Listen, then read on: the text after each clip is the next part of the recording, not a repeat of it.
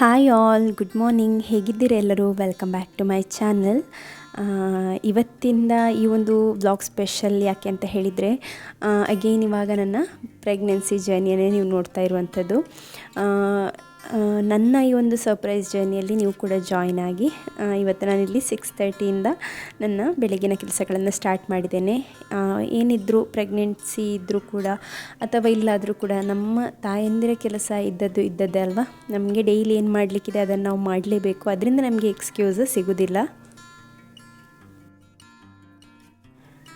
ನಾನು ಎದ್ದು ಬಂದ ಒಂದು 2 ಮಿನಿಟ್ಸಲ್ಲಿ ಮಗು ಕೂಡ ಎದ್ದಿದ್ದಾನೆ. ಸೊ ಇಲ್ಲಿ ಹಸ್ಬೆಂಡ್ ನೋಡ್ಕೊಳ್ತಾ ಇದ್ದರು.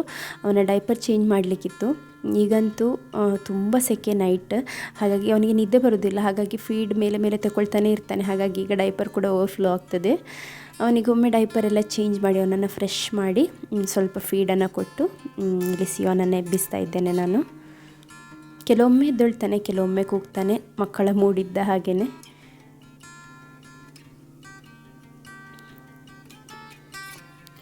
ನಾನಂತೂ ಇವಾಗ ಸೆಕೆ ಇರೋದ್ರಿಂದ ಓವರ್ ಸೈಜ್ಡ್ ಬಟ್ಟೆಗಳನ್ನೇ ಹಾಕ್ತಾ ಇದ್ದೇನೆ. ಇದು ನನ್ನ ಪ್ರೆಗ್ನೆನ್ಸಿಯ ಬಟ್ಟೆ. ಮೊದಲಿನ ಪ್ರೆಗ್ನೆನ್ಸಿ ಜರ್ನಿಯಲ್ಲಿ ಯಾರೆಲ್ಲ ನನ್ನನ್ನು ನೋಡಿದರೆ ಅವರಿಗೆ ನಿಮಗೆ ಗೊತ್ತಿರ್ಬೋದು.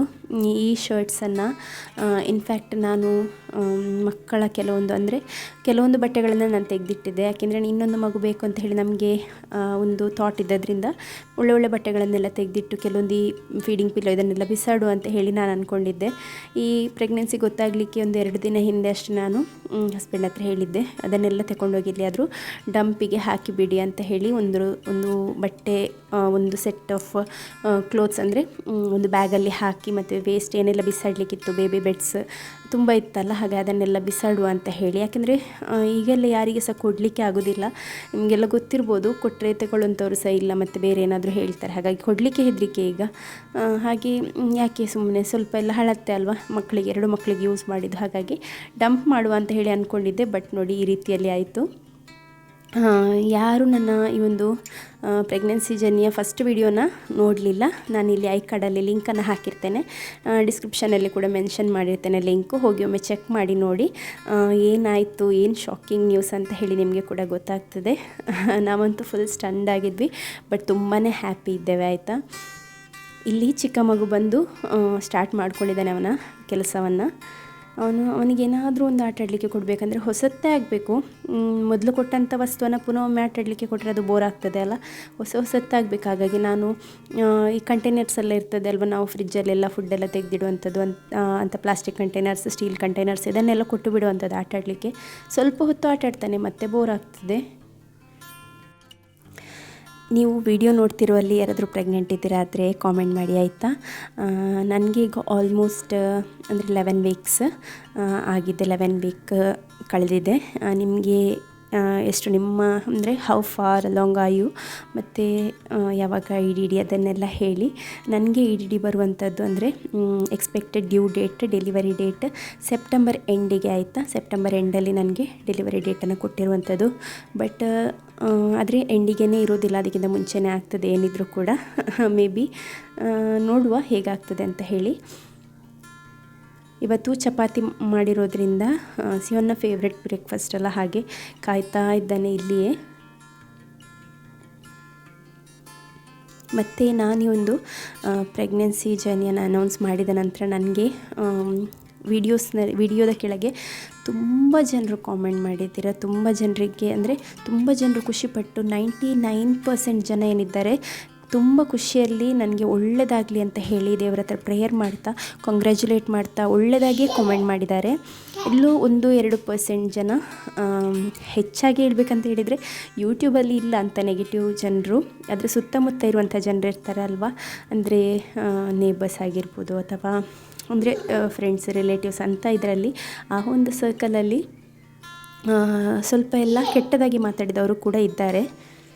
ಅಂತ ಕೆಲವೊಂದು ಕಾಮೆಂಟ್ಸನ್ನು ನಾನು ರಿಪ್ಲೈ ಮಾಡಿದೆ, ಇನ್ಸ್ಟೆಂಟಾಗಿ ಡಿಲೀಟ್ ಮಾಡಿದ್ದೇನೆ. ಯಾಕೆಂತ ಹೇಳಿದರೆ 99% ಒಳ್ಳೆಯದು ಹೇಳೋರ ಮಧ್ಯೆ ಅಂಥ ಒಂದು ಚೀಪಾಗಿ ಮಾತಾಡೋರ ಅಗತ್ಯ ಇಲ್ಲ ಅಲ್ವಾ. ಯಾಕೆಂತ ಹೇಳಿದರೆ ಕೆಲವರ ಅಭಿಪ್ರಾಯ ಏನು ಅಂತ ಹೇಳಿದರೆ, ನನ್ನ ಮಕ್ಕಳನ್ನು ನಾನು ಆನ್ಲೈನಲ್ಲಿ ಆರ್ಡ್ರ್ ಮಾಡಿ ತರಿಸಿದಾಗೆ ಹೇಳ್ತಾರೆ. ನನ್ನ 2 ಮಕ್ಕಳನ್ನು ಕೂಡ ಇವರನ್ನೇನು ನಾನು ದತ್ತು ತಗೊಳ್ಳಿಲ್ಲ ಅಥವಾ ಆನ್ಲೈನಲ್ಲಿ ಪರ್ಚೇಸ್ ಮಾಡಲಿಲ್ಲ ಆಯಿತಾ. ನನ್ನ 2 ಮಕ್ಕಳನ್ನು ಕೂಡ ನಾನು ಕಷ್ಟಪಟ್ಟು 9 ತಿಂಗಳವರೆಗೆ ಇವರಿಬ್ಬರು ಸಹ ಹೊಟ್ಟೆಯಲ್ಲಿರುವಾಗ ವಾಮಿಟಿಂಗ್ ಇತ್ತು ನನಗೆ. ಅಷ್ಟು ಕಷ್ಟಪಟ್ಟು ನಾನು ಡೆಲಿವರಿ ಡೇಟ್ ಬರುವವರೆಗೆ ಎಷ್ಟು ಕಷ್ಟಪಟ್ಟಿದ್ದೇನೆ ಅಂತ ಹೇಳಿ ನನಗೆ ಮಾತ್ರ ಗೊತ್ತು. ಯಾಕೆಂದರೆ ಯಾರು ಮಕ್ಕಳನ್ನು ಹೊಟ್ಟೆಯಲ್ಲಿಟ್ಕೊಂಡು ಆ ಒಂದು ಕಷ್ಟವನ್ನು ಅನುಭವಿಸಿರ್ತಾರೆ ಅವರಿಗೆ ಮಾತ್ರ ಗೊತ್ತಿರುವಂಥದ್ದು. ಹಾಗೆಯೇ ಈಗಿನ ಪ್ರೆಗ್ನೆನ್ಸಿ ಆಗಿರ್ಬೋದು, ಇದು ಕೂಡ ನನಗೆ ಕಷ್ಟ ಆಗ್ತಾ ಉಂಟು, ಬಟ್ ಅನ್ಎಕ್ಸ್ಪೆಕ್ಟೆಡ್. ಹಾಗಾಗಿ ಕೆಲವರಿದ್ದಾರೆ ಮಿಸ್ಟೇಕ್ ಅಂತ ಹೇಳ್ತಾ ಇರುವವರಿದ್ದಾರೆ, ಮಿಸ್ಟೇಕ್ ಅಂತ ಹೇಳಿ ಮಾತಾಡೋರು. ಮಿಸ್ಟೇಕಿಗೆ ಮತ್ತು ಅನ್ಎಕ್ಸ್ಪೆಕ್ಟೆಡ್ ಇರುವಂಥ ಒಂದು ಇದಕ್ಕೆ ತುಂಬಾ ಡಿಫ್ರೆನ್ಸ್ ಇದೆ. ಅರ್ಥ ಆದರೆ ಒಳ್ಳೆಯದು, ಅರ್ಥ ಆಗದಂಥ ಪೆದ್ದರಿಗೆ ಏನು ಮಾಡಲಿಕ್ಕೆ ಆಗೋದಿಲ್ಲ ಅಲ್ವಾ. ಅಂಥವರಿಗೆ ಮತ್ತೆಂತ ಗೊತ್ತಾ, ಮನುಷ್ಯರ ನಾಲಿಗೆನೇ ಹಾಗೆ, ಒಟ್ರಾಶಿ ಬಾಯಿಗೆ ಬಂದಾಗೆ ಮಾತಾಡೋದು. ಬಟ್ ನಾನು ಯಾರಿಗೆ ಸಹ ಕೇರ್ ಮಾಡ್ತಾ ಇಲ್ಲ ಆಯಿತಾ. ನಾನಂತೂ ಹ್ಯಾಪಿಯಾಗಿದ್ದೇನೆ, ನಾನು ಹ್ಯಾಪಿ ಇದ್ದೇನೆ, ನನ್ನ ಹಸ್ಬೆಂಡ್ ಹ್ಯಾಪಿ ಇದ್ದಾರೆ, ನಾವಿಬ್ಬರು ಹ್ಯಾಪಿ ಇದ್ದು ನಾವು ಆ್ಯಕ್ಸೆಪ್ಟ್ ಮಾಡಿದರೆ ಆಯಿತು. ಊರಿನವರು ಆಗಿರ್ಬೋದು, ಫ್ಯಾಮಿಲಿಯವರಾಗಿರ್ಬೋದು, ಮನೆಯವರಾಗಿರ್ಬೋದು ಆ್ಯಕ್ಸೆಪ್ಟ್ ಮಾಡಬೇಕಂತ ಇಲ್ಲ. ಇದು ಅನ್ಎಕ್ಸ್ಪೆಕ್ಟೆಡ್ ಆಗಿ ಬಂದಿರುವಂಥ ಒಂದು ಮಿರಕಲ್ ನಮ್ಮ ಒಂದು ಲೈಫಲ್ಲಿ. ನಮಗೆ ಅದು ನಾವಂತೂ ಸಂಪೂರ್ಣ ಮನಸ್ಸಿಂದ ಇಷ್ಟಪಟ್ಟಿದ್ದೇವೆ. ನಿಮಗೆ ಯಾರಿಗಾದರೂ ಕಷ್ಟ ಆಗ್ತಿದೆ ಆದರೆ ಉಂಟಲ್ಲ, ಸ್ವಲ್ಪ ಐಸ್ ಬಕೆಟಲ್ಲಿ ಒಂದು ನೀರಲ್ಲಿ ಐಸನ್ನು ಇಟ್ಕೊಂಡು ಅದರೊಳಗೆ ಕೂತ್ಕೊಳ್ಳಿ, ಆಗ ನಿಮಗೆ ಸ್ವಲ್ಪ ಬೆಟರ್ ಫೀಲ್ ಆಗ್ಬೋದು. ಯಾರು ಏನು ಮಾತಾಡಿರ್ತಾರೆ ಅವರಿಗೋಸ್ಕರ ನಾನು ಹೇಳ್ತಾ ಇರುವಂಥದ್ದು. ಅವರಿಗೆ ಅದು ಅರ್ಥ ಆಗ್ತದೆ. ಹಾಗೆ ಅವರಿಗೆ ಟಿಪ್ ಕೂಡ ಕೊಟ್ಟಿದ್ದೇನೆ ಏನು ಮಾಡಬೇಕು ಅಂತ ಹೇಳಿ. ಸೊ ನನ್ನ ಸಬ್ಸ್ಕ್ರೈಬರ್ಸ್ ಆಗಿರ್ಬೋದು, ಯೂಟ್ಯೂಬ್ ವೀಡಿಯೋಸಲ್ಲಿ ಯಾರೆಲ್ಲ ನೋಡಿದ್ದೀರಾ, ತುಂಬ ಥ್ಯಾಂಕ್ಸ್ ಆಯಿತಾ. ನಾನು ಇಷ್ಟೊಂದು ಅಂದರೆ ಸಪೋರ್ಟ್, ವ್ಯೂಸ್ ಅಂತೂ ಬೇಗನೆ ಅಂದರೆ ವ್ಯೂಸಿಗೋಸ್ಕರ ಹಾಕುವಂಥದ್ದಲ್ಲ, ಇದೊಂದು ದೊಡ್ಡ ಒಂದು ಲೈಫ್ ಅಪ್ಡೇಟ್ ಅಲ್ವಾ ನನ್ನ ಒಂದು ಲೈಫಲ್ಲಿ. ಎಲ್ಲರೂ ನನ್ನನ್ನು ಫಾಲೋ ಮಾಡ್ತಾ ಇರೋರಿಗೆ ಸಹ ಗೊತ್ತಾಗಬೇಕು. ಹುಷಾರಿಲ್ಲ ಅಂತ ಹೇಳಿದ ನಂತರ ಏನಾಗಿದೆ ಅಂತ ಕೂಡ ಹೇಳಬೇಕು, ಸೊಲ್ಯೂಷನ್ ಕೂಡ ಹೇಳಬೇಕು. ನನಗೆ ಆದಂಥ ರೀತಿಯಲ್ಲಿ ಬೇರೆ ಯಾರಿಗೂ ಸಹ ಆಗಲೂಬಾರ್ದಲ್ವ. ಹಾಗಾಗಿ ನಾನು ಶೇರ್ ಮಾಡಿದೆ. ವ್ಯೂಸ್ ಸಹ ಇಲ್ಲಿ ನನಗೆ ವ್ಯೂಸಿದು ಟೆನ್ಷನ್ ಇಲ್ಲ, ಬಟ್ ಈ ರೆಸ್ಪಾನ್ಸ್ ಉಂಟಲ್ಲ, ಎಷ್ಟು ನನಗೆ ಥ್ಯಾಂಕ್ ಯು ಹೇಳಿ ಸಾಕಾಯಿತು. ಎಷ್ಟು ಜನ ಪ್ರೇಯರ್ ಮಾಡಿದ್ದಾರೆ, ಎಷ್ಟು ಜನರಿಗೆ ಖುಷಿಯಾಗಿದೆ. ಮತ್ತು ಇನ್ನೊಂದು ವಿಷಯ ಅಂತ ಹೇಳಿದರೆ, ಎಷ್ಟೋ ಜನರಿಗೆ ಇದೇ ರೀತಿಯಲ್ಲಿ ಅನ್ಎಕ್ಸ್ಪೆಕ್ಟೆಡ್ ಆಗಿ ಪ್ರೆಗ್ನೆನ್ಸಿ ನಿಂತಿದೆ, ಸ್ಪೆಷಲಿ ಬ್ರೆಸ್ಟ್ ಫೀಡಿಂಗಲ್ಲಿರುವವರಿಗೆ. ಸ್ಪೆಷಲಿ ಹೇಳಬೇಕಂತ ಹೇಳಿದರೆ 1 ವರ್ಷದಿಂದ 1.5 ವರ್ಷ ಮಕ್ಕಳಿರುವವರಿಗೆ. ಯಾಕೆ ಅಂತ ಹೇಳಿದರೆ ಅಂಥ ಟೈಮ್ನಲ್ಲಿಯೇ ಈ ಒಂದು ಬಾಡಿಯಲ್ಲಿ ಹಾರ್ಮೋನಲ್ ಇಂಬ್ಯಾಲೆನ್ಸಸ್ ಎಲ್ಲ ಆಗ್ತಾ ಇರೋದು. ಆ ಟೈಮ್ನಲ್ಲಿ ಕನ್ಸೀವ್ ಆಗುವಂಥದ್ದು ತುಂಬಾ ಈಸಿ. ಕೆಲವರಂತೂ ಒಳ್ಳೊಳ್ಳೆ ಬರ್ತ್ ಕಂಟ್ರೋಲ್ ಯೂಸ್ ಮಾಡಿದವರಿಗೆ ಕೂಡ ಈ ರೀತಿಯ ಒಂದು ಒಂದು ಇನ್ಸಿಡೆಂಟ್ ಆಗಿದೆ. ಸೊ ಅದನ್ನು ನಾವು ಯಾವ ರೀತಿಯಲ್ಲಿ ತೆಕ್ಕೊಳ್ತೀವಿ ಅಂತ ಹೇಳಿರುವಂಥದ್ದು. ನನಗೆ ಬೇಕಿದ್ದಿದ್ರೆ ಯಾರಿಗೂ ಹೇಳಬೇಕಂತ ಇಲ್ಲ, ನಾನು ಹಸ್ಬೆಂಡ್ ಹೋದಂಥದ್ದು. ನಮಗೆ ಬೇಕಾದರೆ ಟರ್ಮಿನೇಟ್ ಮಾಡಿ ನನ್ನ life as it is continue ಮಾಡ್ಬೋದಿತ್ತು. ಬಟ್ ನಾವು ಇಟ್ಕೊಳ್ಳಿಕ್ಕೆ ಅಂತ ಹೇಳಿ ನನಗೆ ಅಂದರೆ ಅದು ಯೋಚನೆ ಮಾಡಲಿಕ್ಕೆ ಕೂಡ ಆಗೋದಿಲ್ಲ ಟರ್ಮಿನೇಷನ್ ಅಂತ ಹೇಳುವಂಥದ್ದು. ನಾವು ಮಗುವನ್ನು ಬೆಳೆಸ್ತೇವೆ, ಅದು ನಿಮಗೆಲ್ಲ ಒಂದು ಮಿಸ್ಟೇಕ್ ಅಂತ ಹೇಳಿ ಅನಿಸಿದ್ರು ಪರವಾಗಿಲ್ಲ. ನಮಗೆ ಬೇಕಾದಂತಹ ಒಂದು ನಮ್ಮ ಏಂಜಲ್ ಅಂತಲೇ ಹೇಳಿ ನಾವು ಅದನ್ನು ಹೇಳುವಂಥದ್ದು. ಸೊ ನಮಗೆ ಬೇಕು, ನಿಮಗೆ ಯಾಕೆ ಕಷ್ಟ ಅಂತ ಗೊತ್ತಿಲ್ಲ. ನೀವೇನು ನಮ್ಮ ಹಾಸ್ಪಿಟಲ್ ಬಿಲ್ಲನ್ನು ನೋಡೋದಿಲ್ಲ. ಆ ಸಿಸೇರಿಯನ್ ಅಂತ ಹೇಳಿದರೆ ನೋವು ಅನುಭವಿಸಿರೋರಿಗೆ ಮಾತ್ರ ಗೊತ್ತಿರೋದಾಯ್ತು. ಸತ್ತು ಎದ್ದು ಬಂದ ಹಾಗೆ ಆಗ್ತದೆ ಒಮ್ಮೆ ಆಪ್ರೇಷನ್ ಆಗಿ ಆ ಬೆಡ್ಡಲ್ಲಿ ಮಲಗಿ ಫಸ್ಟ್ ಎದ್ದೊಳ್ತಾರಲ್ವ ಪೋಸ್ಟ್ ಆಪ್ರೇಟಿವ್ ವಾರ್ಡಲ್ಲಿ ತಂದು, ಆಗಂತೂ ಸತ್ತು ಎದ್ದು ಬಂದರೆ ಜೀವ ಅಂದರೆ ನಿಮ್ಮ ಬಾಡಿಯನ್ನು ಅರ್ಧ ಕಟ್ ಮಾಡಿ ಎದ್ದು ನಿಲ್ಲು ಅಂತ ಹೇಳಿದರೆ ಹೇಗಾಗ್ತದೆ. ಸೊ ಸೇಮ್ ಫೀಲಿಂಗ್ ಅದು ಗೊತ್ತಿರೋರಿಗೆ ಮಾತ್ರ ಗೊತ್ತಾಗುವಂಥದ್ದು. ಆ ಒಂದು ಮದರ್ಹುಡ್ ಏನು, ಆ ಒಂದು ರಿಕವರಿ ಜರ್ನಿ ಏನು ಅಂತ ಹೇಳಿ. ಇವತ್ತಂತೂ ಫುಲ್ ಸ್ವೆಟ್ಟಿಂಗ್ ಆಗ್ತಾಯಿದೆ ನಮಗೆ. ಹಾಗೆ ನಾನು ಅದನ್ನೇ ತೋರಿಸ್ತಾ ಇದ್ದೆ. ಇಲ್ಲಿ ಕೊಕೊನಟ್ ಆಯಿಲನ್ನು ಇಟ್ಟಿದ್ದಾರೆ ಹೊರಗೆ. ಹೀಗೆ ಸ್ವಲ್ಪ ದಿನ ಬಿಸಿಲಿಗೆ ಇಟ್ಟು ಅದರಲ್ಲಿರೋ ಮಾಯ್ಶ್ಚರೆಲ್ಲ ಹೋದ ನಂತರ ಇದನ್ನು ಒಳಗೆ ಇಡುವಂಥದ್ದು. ಮತ್ತು ಸ್ವಲ್ಪ ಅಂಗಳದಲ್ಲಿ ನಮ್ಮ ಕ್ಯಾಶ್ಯೂ ಫ್ಯಾಕ್ಟ್ರಿಗೆ ಬೇಕಾದಂತಹ ರಾ ನಟ್ಸ್ ಅಂದರೆ ಹೆಚ್ಚಾಗಿ ಹೊರದೇಶದಿಂದ ಬರುವಂಥದ್ದು, ಆಫ್ರಿಕಾದಿಂದ ಕಂಟೈನರ್ಗಳಲ್ಲಿ ಈ ಗೇರು ಬೀಜ ಬರುವಂಥದ್ದು. ಬಟ್ ಈಗ ಕಂಟೈನರ್ಸ್ ಬರ್ತಾ ಇಲ್ಲ, ಹಾಗಾಗಿ ಇಲ್ಲಿ ಲೋಕಲ್ ಫಾರ್ಮ್ನಿಂದ ತಗೊಂಡಿರುವಂಥ ಬೀಜವನ್ನು ಇಲ್ಲಿ ಒಣಗಲಿಕ್ಕೆ ಹಾಕಿದ್ದಾರೆ. ಒಳ್ಳೆ ಸ್ಮೆಲ್ ಬರ್ತದೆ ಆಯಿತಾ. ಬಿಸಿಲು ಬಂದ ಕೂಡಲೇ ಕ್ಯಾಶ್ಯೂ ಫ್ಯಾಕ್ಟ್ರಿಯಲ್ಲಿ ಯಾವ ರೀತಿಯಲ್ಲಿ ಸ್ಮೆಲ್ ಬರ್ತದೆ ಅಲ್ವಾ ಕ್ಯಾಶ್ಯೂದು, ಸೊ ಹಾಗೆಯೇ ಸ್ಮೆಲ್ ಕೂಡ ಬರ್ತಾಯಿತ್ತು. ಒಂದು ನನಗೆ ಖುಷಿಯಾದ ಅಂತ ಹೇಳಿದರೆ ಎಷ್ಟು ಯಾರು ನಮಗೆ ಗೊತ್ತಿಲ್ಲದೇ ಇರುವವರು ಅಂದರೆ ಈ ಒಂದು ಯೂಟ್ಯೂಬಲ್ಲಿ ನನಗೆ ಈಗ 14,000 ಸಬ್ಸ್ಕ್ರೈಬರ್ಸ್ ಇದ್ದಾರೆ. ಅದರಲ್ಲಿ ಗೊತ್ತಿರುವವರು ಒಂದು 100ರಿಂದ 150 ಜನ ಇರ್ಬೋದಲ್ವ. ನಾವಂದರೆ ಪರಸ್ಪರ ಗೊತ್ತಿರುವಂಥವ್ರು. ಉಳಿದವರೆಲ್ಲ ಗೊತ್ತಿಲ್ಲದೇ ಇರುವವರು ನಮ್ಮನ್ನು ಜಸ್ಟ್ ಹೀಗೆ ಒಂದು ವಿಡಿಯೋ ಮುಖಾಂತರ ನೋಡಿ ಪರಿಚಯ ಆದವರು. ಎಷ್ಟು ಒಳ್ಳೆ ಒಂದು ಬಾಂಡಿಂಗ್, ಎಷ್ಟೊಂದು ಪ್ರೀತಿ ಅಂತ ಹೇಳಿದರೆ ನಮಗೆ ಕೂಡ ಹೀಗೇ ಆಗಿತ್ತು. ನಾನು ಕೂಡ ಮಗುವನ್ನು ಇಟ್ಕೊಂಡಿದ್ದೇನೆ. ಮತ್ತೊಬ್ಬರು ಹೇಳಿದರು, ಮಗುವನ್ನಂತೂ ತೆಗಿಸ್ಲಿಕ್ಕೆ ಅಂತೂ ಹೋಗಲೇಬೇಡಿ, ಯಾರೇ ಏನು ಹೇಳಿದರು ಕೂಡ, ಯಾಕೆಂದರೆ ಆ ಗಿಲ್ಟನ್ನು ನಾನು ಇವತ್ತಿನವರೆಗೂ ಕೂಡ ಅನುಭವಿಸ್ತಾ ಇದ್ದೇನೆ ಅಂತ ಹೇಳಿ. ಸೊ ಹೌದು ನೋಡಿ, ಆ ರೀತಿಯಲ್ಲೆಲ್ಲ ಶೇರ್ ಮಾಡಿದಾಗ ನಮಗೆ ಕೂಡ ಒಂದು ಸ್ಟ್ರೆಂತ್ ಸಿಗ್ತದೆ. ನೀವು ಎಷ್ಟೇ ನನ್ನನ್ನು ಡಿಮೋಟಿವೇಟ್ ಮಾಡಲಿಕ್ಕೆ ನೋಡಿದರೂ ಕೂಡ ಉಂಟಲ್ಲ, ನಾನು ಹೇಳುವಂಥದ್ದು ಯಾರೆಲ್ಲ ನನ್ನ ಬಗ್ಗೆ ನೆಗೆಟಿವ್ ಆಗಿ ಮಾತಾಡಿದಾರಲ್ಲ ಅವರಿಗೆ, ನೀವೆಷ್ಟೇ ನನ್ನನ್ನು ಡಿಮೋಟಿವೇಟ್ ಮಾಡಲಿಕ್ಕೆ ಟ್ರೈ ಮಾಡಿದರೂ ಸಹ ನಾನು ತುಂಬ ಸ್ಟ್ರಾಂಗ್ ಇದ್ದೇನೆ ಆಯಿತಾ. ನೀವು ಅಂದ್ಕೊಂಡ ಹಾಗೆ ನಾನು ಅಲ್ಲವೇ ಅಲ್ಲ. ಅವರಿಗೆ ಅದು ಗೊತ್ತಿರ್ತದೆ ಪರ್ಸ್ನಲಿ, ಆದರೆ ಕೂಡ ಮಾತಾಡುವಂಥದ್ದು ಪರವಾಗಿಲ್ಲ. ನೀವೆಲ್ಲ ಎಷ್ಟೇ ಹೇಳಿದರು, ನನಗೆ ಇದು ಆಲ್ಮೋಸ್ಟ್ ಈ ಸಲದ್ದು ಸರ್ಜರಿ ಆದರೆ ನಂದು ಇದು 4th surgery under spinal anaesthesia. ನಾನುಂಟಲ್ಲ, ನೀವೆಲ್ಲ ಅಂದ್ಕೊಂಡೋದಕ್ಕಿಂತ ತುಂಬ ಸ್ಟ್ರಾಂಗ್ ಇದ್ದೇನೆ ಆಯಿತಾ. ನಿಮಗೆ ಏನು ಹೇಳೋದು, ನಿಮಗೆ ಬೇರೆ ಕೆಲಸ ಇಲ್ಲ ಅಷ್ಟೇ ಆ ರೀತಿಯೆಲ್ಲ ಮಾತಾಡಲಿಕ್ಕೆ. ನಾನು ನಿಮ್ಗಿಂತ ತುಂಬ ಸ್ಟ್ರಾಂಗ್ ಇದ್ದೇನೆ, ಅದು ನನಗೆ ಗೊತ್ತಿದೆ. ನನಗೆ ಸೆಲ್ಫ್ ಕಾನ್ಫಿಡೆನ್ಸ್ ಇದೆ, ಏನಾಗೋದಿಲ್ಲ.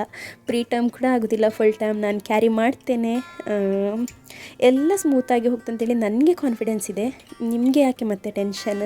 ನಿಮಗೆ ಅದು ಟೆನ್ಷನ್ ನನ್ನ ಕನ್ಸರ್ನ್ ಇದ್ದಲ್ಲ.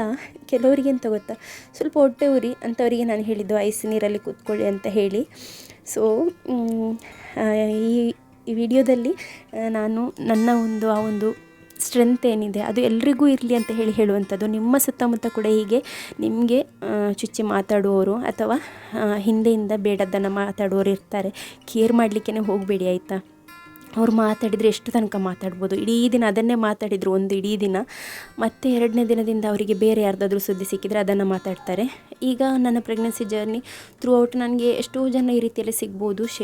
ನಿನ್ನ ಮಗು ಚಿಕ್ಕದಿತ್ತಲ್ಲ, ಆ ಮಗು ಚಿಕ್ಕದಲ್ಲ, ಹೀಗೇ ಹೇಳಿದ್ದಾರೆ ಕೆಲವರು. ಆ ಮಗು ಚಿಕ್ಕದಿತ್ತಲ್ಲ, ಅದಕ್ಕೆ ಹಾಲು ಸಾಲ್ತದ, ಅದಕ್ಕೆ ನಿಮಗೆ ಕೇರ್ ಮಾಡಲಿಕ್ಕೆ ಆಗ್ತದ ಅಂತ ಹೇಳಿ. ನಾನು ಆಗಲೇ ಹೇಳಿದ್ದೆ ಅಲ್ಲ, ನಾನು ಆನ್ಲೈನಲ್ಲಿ ತರಿಸಿದ್ದಲ್ಲ. ನನ್ನ ಮಗುವನ್ನು ನಾನು ಯಾವ ರೀತಿಯಲ್ಲಿ ಕೇರ್ ಮಾಡಬೇಕು, ನಾನು ಇಬ್ಬರನ್ನು ಕೂಡ ಟ್ಯಾಂಡಮ್ ಫೀಡಿಂಗನ್ನು ಮಾಡ್ತೇನೆ, ಎರಡೂ ಮಗುವನ್ನು ಕೂಡ ನಾನು ನಿಭಾಯಿಸ್ಕೊಂಡು ಹೋಗ್ತೇನೆ ಅಂತ ಹೇಳಿ ನನಗೆ ಕಾನ್ಫಿಡೆನ್ಸ್ ಇದೆ. ನಿಮಗೆ ಅದರ ಬಗ್ಗೆ ಟೆನ್ಷನ್ ಬೇಡ ಆಯಿತಾ. ಮತ್ತು ನನ್ನ ಒಂದು ಪ್ರೆಗ್ನೆನ್ಸಿ ಜರ್ನಿಯನ್ನು ನೋಡಿರೋರಿಗೆ ಗೊತ್ತಿರ್ಬೋದು, ನನ್ನ ಒಂದು ಪೋಸ್ಟ್ಪಾರ್ಟಮ್ ಜರ್ನಿ. ನನಗೆ ಯಾರು ಕೂಡ ಬಾಣಂತಿ ನೋಡಲಿಕ್ಕೆಲ್ಲ ಇರಲಿಲ್ಲ. ನನ್ನ ಎರಡೂ ಒಂದು ಪ್ರೆಗ್ನೆನ್ಸಿ ಟೈಮ್ನಲ್ಲಿ ನಾನೇ ನನ್ನನ್ನು ನೋಡ್ಕೊಂಡಂಥದ್ದು, ನನ್ನ ಮಗುವನ್ನು ಕೂಡ ನೋಡ್ಕೊಂಡಂಥದ್ದು. ಹಾಗಾಗಿ ಈ ಸಲನೂ ನನಗೆ ಈಗ ಆಲ್ರೆಡಿ ನನಗೆ PhD ಆದಾಗ ಆಗಿದೆ 2 ಮಕ್ಕಳನ್ನು ನೋಡಿ. ಸೊ ನನಗೆ ಏನು ಟೆನ್ಷನ್ ಇಲ್ಲ ಆಯಿತಾ. ನೀವು ಕೂಡ ಅತಿಯಾಗಿ ಟೆನ್ಷನ್ ಮಾಡಬೇಕಂತ ಅಗತ್ಯ ಇಲ್ಲ. ಈ ಒಂದು ಹೂ ಏನಿದೆ ನೋಡಿ, ಈ ಹೂ ಈ ಹಲ್ಲು ನೋವೆಲ್ಲ ಇರ್ತದಲ್ಲ, ಸೊ ಅದಕ್ಕೆ ಅದರ ಒಂದು ಮೊಗ್ಗಿನ ರೀತಿಯಲ್ಲಿ ಇರ್ತದೆ. ಅದನ್ನು ಬಾಯಲ್ಲಿ ಹಿಡ್ಕೊಂಡು ಕಚ್ಚಿದರೆ ಅದರದ್ದು ಏನೋ ಒಳ್ಳೆಯದಾಗ್ತದೆ ಅಂತೆ. ನಮ್ಮ ಅತ್ತೆಗೆ ಹಲ್ಲು ನೋವಿತ್ತು, ಹಾಗೆ ಅವರು ಎಲ್ಲ ಕಡೆ ಹುಡುಕಿದ್ರು, ಅವರಿಗೆ ಸಿಗಲಿಲ್ಲ. ಹಾಗೆ ನಾನು ಈ ಒಂದು ಗಿಡದಲ್ಲಿದ್ದದನ್ನು ತಗೊಂಡು ಹೋಗುವ ಅಂತ ಹೇಳಿ ಬಂದೆ. ಇನ್ನು ಅವರಿಗೆ ತಗೊಂಡೋಗಿ ಕೊಡಬೇಕು. ನಾನಿಲ್ಲಿ ಮಧ್ಯದಲ್ಲಿ ಬಂದು ನೋಡ್ತಾನೆ ಇದೆ, ಯಾಕೆಂದರೆ ನನಗೆ ಒಂದು 1.5 kg ಡಾಲ್ ಕೇಕಿದು ಆರ್ಡ್ರ್ ಇದೆ ನಾಳೆ ಮಧ್ಯಾಹ್ನಕ್ಕೆ ಕೊಡಲಿಕ್ಕೆ. ಹಾಗಾಗಿ ಅದರ ಫುಲ್ ಪ್ರಿಪ್ರೇಷನನ್ನು ನಾನು ಇವತ್ತೇ ಮಾಡಿ ಮುಗಿಸಬೇಕು. ಈಗ ಇದು ಬೇಕಾಗಿದೆ.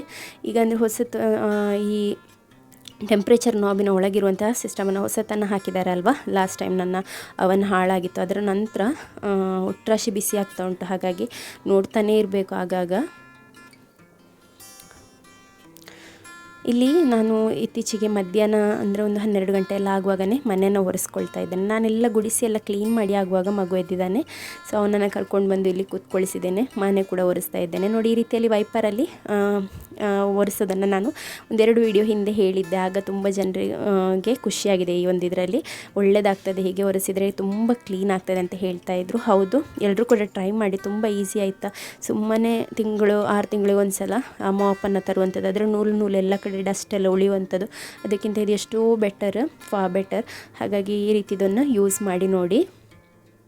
ಪ್ರೆಗ್ನೆನ್ಸಿ ಇದೆ ಅಂತ ಹೇಳಿ ನನ್ನ ಒಂದು ಕೆಲಸಗಳಲ್ಲಿ ಯಾವುದರಲ್ಲಿ ಕೂಡ ನನಗೆ ಬ್ರೇಕ್ ಇಲ್ಲ ಆಯಿತಾ. ನಾನು ನನ್ನ ಕೆಲಸಗಳನ್ನು ಹೇಗೆ ಮಾಡ್ತಿದ್ದೆ ಹಾಗೆಯೇ ಮಾಡ್ತಾಯಿದ್ದೇನೆ. ಬಟ್ ನಾನು ಸ್ವಲ್ಪ ರೆಸ್ಟ್ ತಗೊಳ್ತೇನೆ ಮಧ್ಯದಲ್ಲಿ, ಯಾಕೆಂದರೆ ನನಗೆ ಸುಸ್ತಾಗ್ತದೆ, ತುಂಬ ಸುಸ್ತಾಗ್ತದೆ. ಯಾಕೆಂದರೆ ನೀವೇ ಗೆಸ್ ಮಾಡ್ಬೋದು, ಆಲ್ರೆಡಿ ಡೆಲಿವರಿಯಾಗಿ 1 ವರ್ಷ 3 ತಿಂಗಳಾದದಷ್ಟೇ, ಮತ್ತು C-ಸೆಕ್ಷನ್ ಕೂಡ ಆದದ್ದಲ್ವ.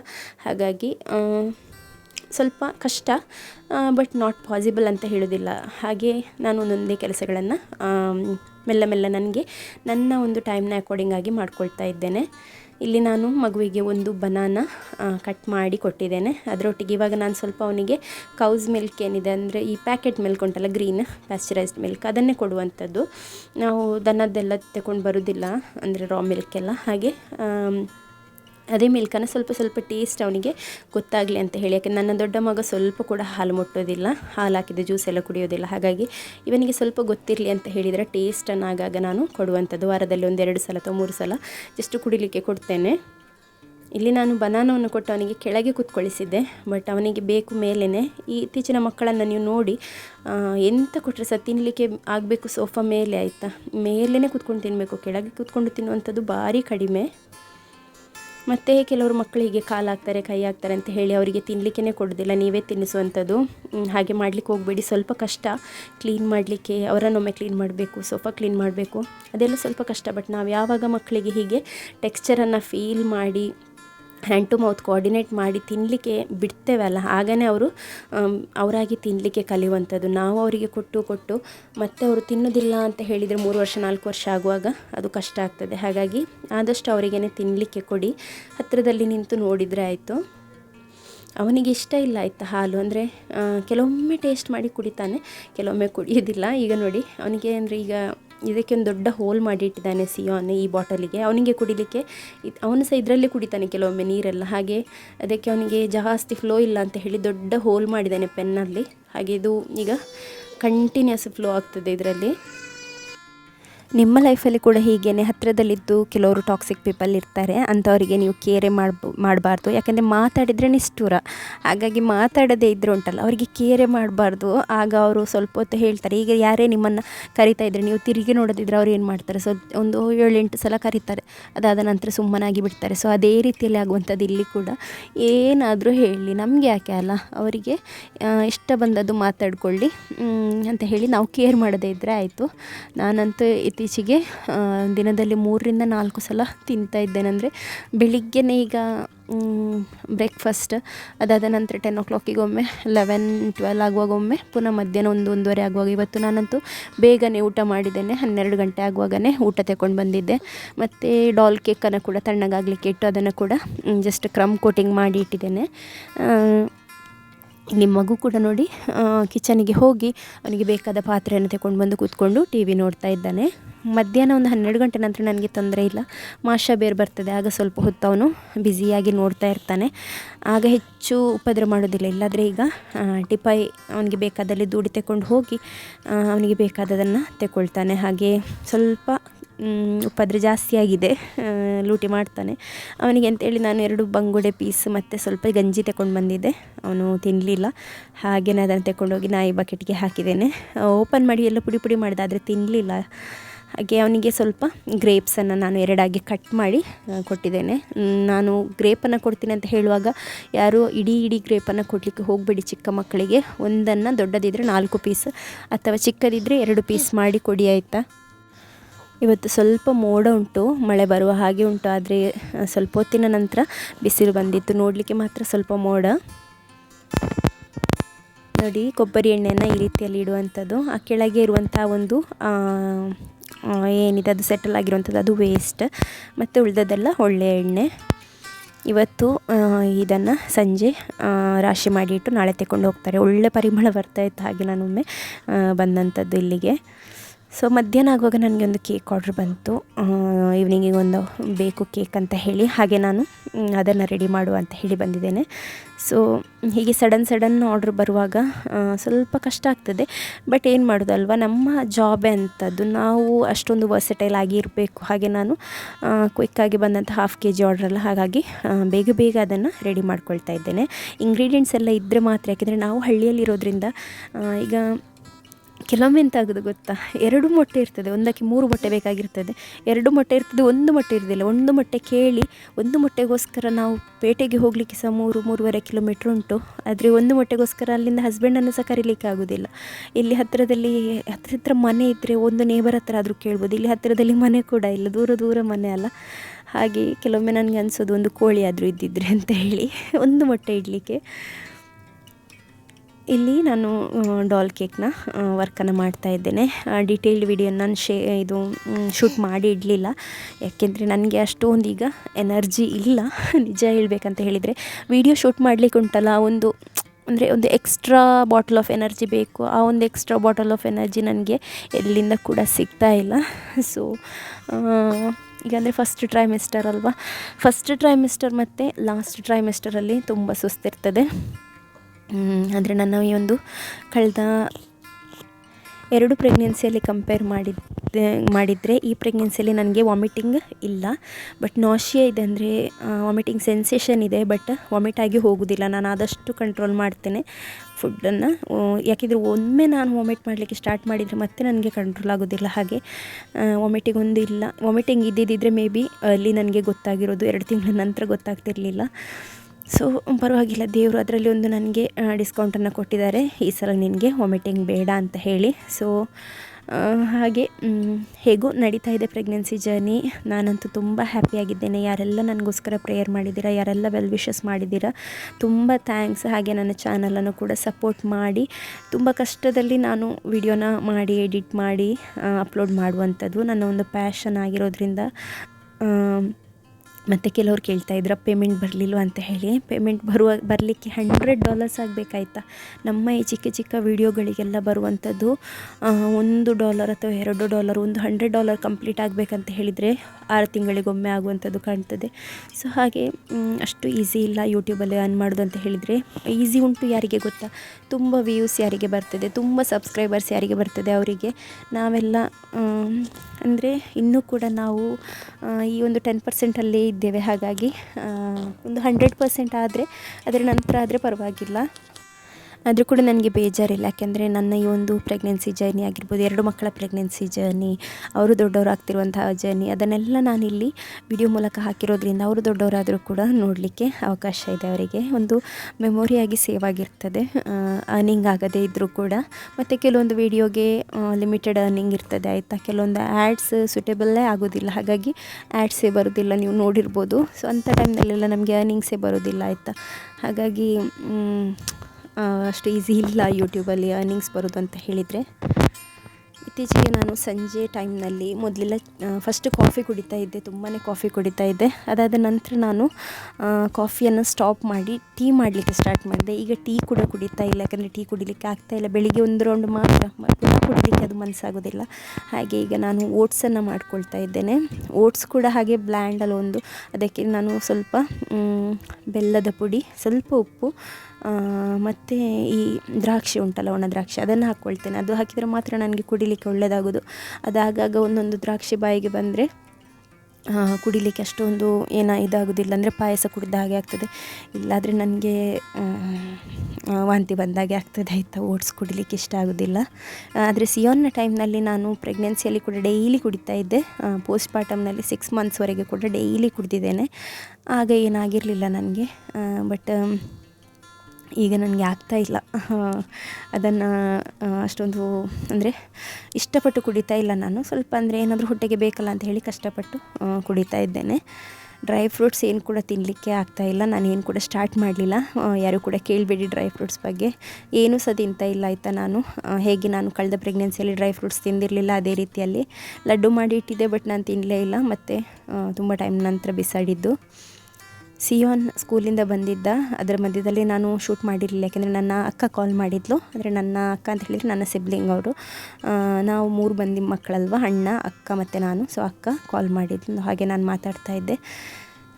ಹಾಗಾಗಿ ಸಿಯೋನ್ ಕರ್ಕೊಂಡು ಬರೋದೇನು ಶೂಟ್ ಮಾಡಲಿಲ್ಲ. ಇಲ್ಲಿ ಸಿಯೋನ್ಗೆ ಅಂತ ಹೇಳಿ ಕೊಟ್ಟ ವಾಟರ್ಮೆಲನ್ ಮಧ್ಯದಲ್ಲಿರುವಂಥದ್ದೆಲ್ಲ ಸ್ವೀಟ್ ಇರ್ತದಲ್ಲ, ಸೊ ಆ ಪಾರ್ಟನ್ನು ತಿಂದು ನನಗೇನೆ ಕೊಟ್ಟಿದ್ದಾನೆ. ಅದನ್ನು ನಾನೀಗ ತಿಂದು ಕಂಪ್ಲೀಟ್ ಮಾಡಿದ್ದೇನೆ. ಇನ್ನು ಇಲ್ಲಿ ಹೋಮ್ ವರ್ಕ್ ಬರೀಲಿಕ್ಕೆ ಅಂತ ಹೇಳಿ ಮಧ್ಯದಲ್ಲಿ ಏನು ಶೂಟ್ ಮಾಡಲಿಲ್ಲ, ಕೆಲವೊಂದು ಸ್ವಲ್ಪ ಎಲ್ಲ ಟೈಮ್ ಇತ್ತು, ಅದರಲ್ಲಿ ನಾನೇನು ಶೂಟ್ ಮಾಡಲಿಲ್ಲ. ಹಾಗೆ ಇವತ್ತು ಸಂಜೆಗೆ ಕೂಡ ಅಕ್ಕಿಯನ್ನು ನೆನೆಯಲಿಕ್ಕೆ ಹಾಕಿದೆ ನಾನು. ಅಕ್ಕಿ ಸ್ವಲ್ಪ ಉದ್ದಿನ ಬೇಳೆ ಎಲ್ಲ ಹಾಕಿ, ಸ್ವಲ್ಪ ರಾಗಿ ಎಲ್ಲ ಹಾಕಿ, ರಾಗಿ ದೋಸೆ ರೀತಿಯಲ್ಲಿ ಏನಾದರೂ ಮಾಡುವ ಅಂತ ಹೇಳಿ ನಾಳೆ ಬೆಳಿಗ್ಗೆಗೆ. ಇಲ್ಲಿ ಸಿಯೋನ್ಗೆ ಹೋಮ್ ವರ್ಕಿಗೆ ಬೇಕಾದಂಥದ್ದನ್ನೆಲ್ಲ ರೆಡಿ ಮಾಡ್ತಾ ಇದ್ದೇನೆ. ಹೀಗೆ ಎಲ್ಲ ರೆಡಿ ಮಾಡಿಕೊಟ್ರೆ ಅವನು ಬಂದು ಹೋಮ್ ವರ್ಕನ್ನು ಕಂಪ್ಲೀಟ್ ಮಾಡ್ಕೊಳ್ತಾನೆ.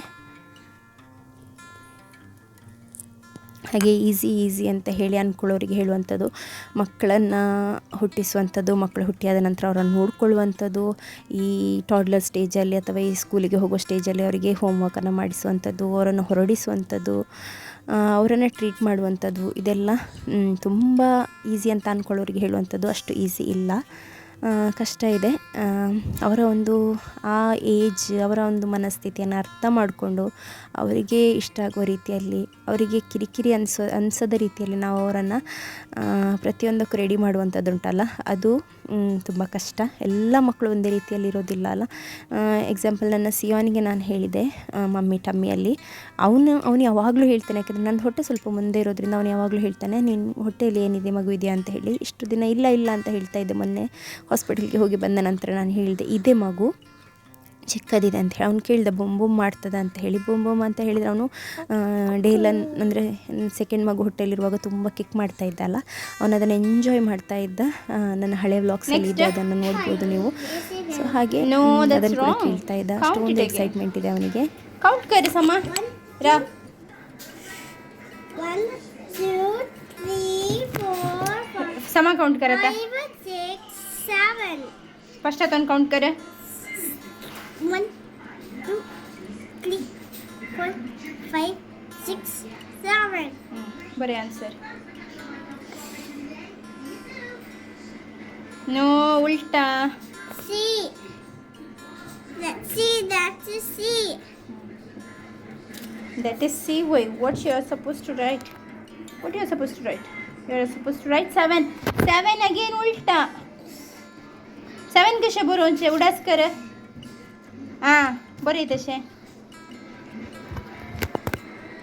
हां गुड बॉय नेक्स्ट डक्स कितले आता 1 2 3 4 4 little duckies. 4 little duckies. Good boy, Sion. You're all done? Yes. 1 2 3 1 2 3 ಬರೋಂಗ್ ನಾ ಕಿತ್ಲಂತ ಪೆನ್ಸಿಲ್ ಕಣ್ಣು ಡೋಂಟ್ ಚೆಂಗೆ 4 5 ಮಾತ್ರ ವೈ ತಗ ಪೆನ್ಸಿಲ್ ಕಣ್ಣು ಡೋಂಟ್ ಚೆಂಗೆ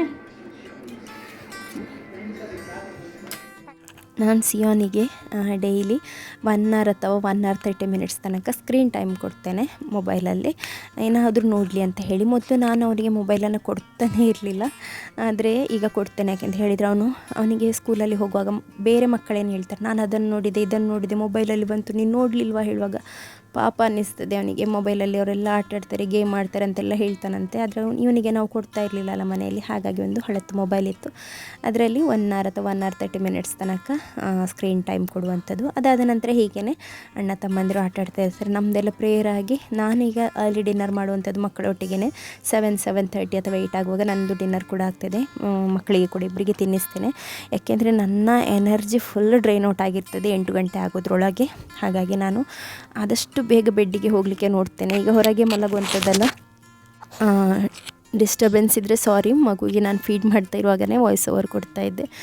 ನನ್ನ ಹೆಲ್ತ್ ಅಂತೂ ಚೆನ್ನಾಗಿದೆ, ನಾವೆಲ್ಲರೂ ಎಂಜಾಯ್ ಮಾಡ್ತಾ ಇದ್ದೇವೆ. ಆಯಿತಾ, ಪ್ರೇಯರ್ ಯಾರೆಲ್ಲ ಮಾಡಿದ್ದೀರಾ ತುಂಬ ಥ್ಯಾಂಕ್ ಯು. ಹಾಗೆ ಇವತ್ತಿನ ಈ ಒಂದು ವಿಡಿಯೋ ನಿಮಗೆ ಇಷ್ಟ ಆಗ್ತದೆ ಆದರೆ ಲೈಕ್ ಮಾಡೋದನ್ನು, ಶೇರ್ ಮಾಡೋದನ್ನು ಮರಿಬೇಡಿ. ಹಾಗೂ ನನ್ನ ಚಾನಲ್ಗೆ ಇದುವರೆಗೆ ಸಬ್ಸ್ಕ್ರೈಬ್ ಆಗಲಿಲ್ಲ ಆದರೆ ಸಬ್ಸ್ಕ್ರೈಬ್ ಕೂಡ ಆಗಿ ಸಪೋರ್ಟ್ ಮಾಡಿ, ಆಯಿತಾ.